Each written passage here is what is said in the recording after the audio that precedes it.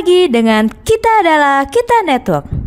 Perkenalkan, saya Amelia sebagai host dan kembali hadir Bapak Slamet Abadi, seorang akuntan yang kritis dan dikenal sebagai Bung Abadi di TikTok. Bung Abadi. Konon katanya, anggaran program makan bergizi gratis itu sebesar 100 triliun rupiah untuk menyasar 83 juta siswa, ibu hamil, dan balita di akhir tahun 2025 yang akan ditambal dari hasil pemangkasan belanja negara yang sebesar 307 triliun rupiah. Bagaimana pandangan Bung Abadi? Begini sis, tidak ada satu orang pun di dunia ini yang pernah pengalaman jadi presiden pada periode kepresidenan pertamanya.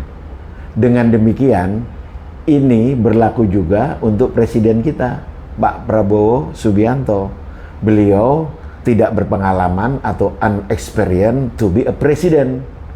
Dengan demikian, dapat saya katakan, sebaiknya Pak Prabowo Subianto mau mendengarkan masukan-masukan dari stakeholder lainnya.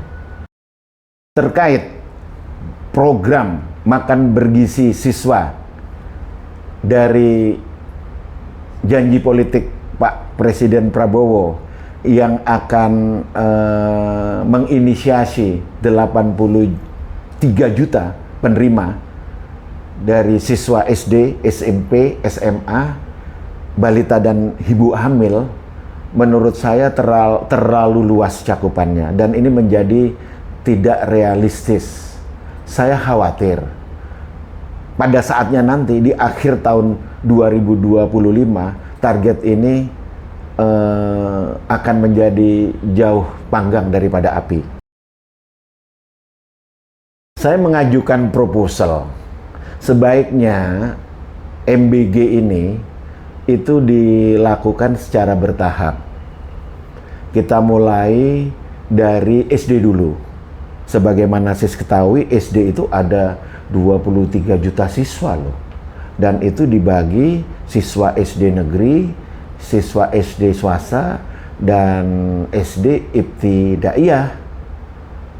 Seandainya Pak Prabowo mau melibatkan stakeholder lainnya, itu bisa mengajak orang tua murid di SD swasta dan ormas Islam ataupun ormas keagamaan lainnya untuk SD ibtidaiyah. Dengan demikian, pemerintah dapat fokus kepada MBG yang ada di SD negeri. Menurut saya ini lebih masuk akal dan patut dicoba, dan harapannya tentunya di akhir tahun 2025 23 juta ini siswa ini itu bisa disalurkan program MBG-nya. Jadi menurut saya sekali lagi ya sis ya, dilakukan secara bertahap sehingga menjadi realistis. Perlu diketahui sis, program makan bergizi siswa dalam tanda petik gratis atau cuma-cuma ini itu dari top to down, dari Pak Prabowo langsung menyentuh ke anak didik sasaran. Akibatnya kemarin kita ketahui ada penolakan di 5 provinsi di Pulau Papua, ya kan?